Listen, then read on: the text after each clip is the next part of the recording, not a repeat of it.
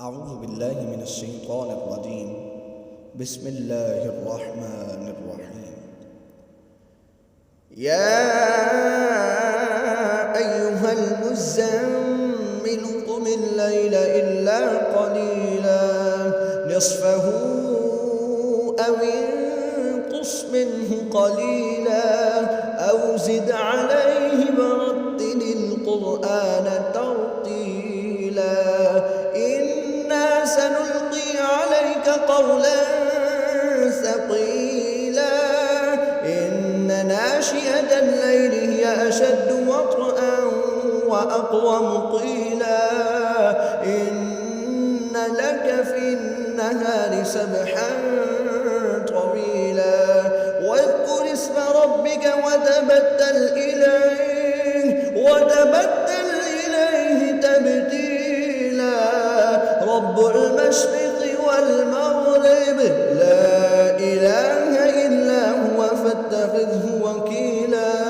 واصبر على ما يقولون واهجرهم هجرا جميلا وذرني والمكذبين أولي النعمة ومهلهم قليلا إن لدينا أنكالا وجحيما وطعاما ذا غصة وعذابا أليما يوم ترجف الأرض والجبال وكانت الجبال كثيبا مهيلا إنا أرسلنا إليكم رسولا شاهدا عليكم كما أرسلنا إلى فرعون رسولا فعصى فرعون الرسول فأخذناه أخذا وبيلا فكيف تتقون إن كفرتم يوما يجعل البلدان شيبا السماء منفطر به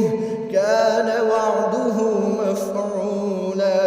إن هذه تذكرة فمن شاء اتخذ إلى ربه سبيلا إن ربك يعلم أنك تقوم أدنى من ثلثي الليل ونصفه وثلثه وطائفة من الذين معك والله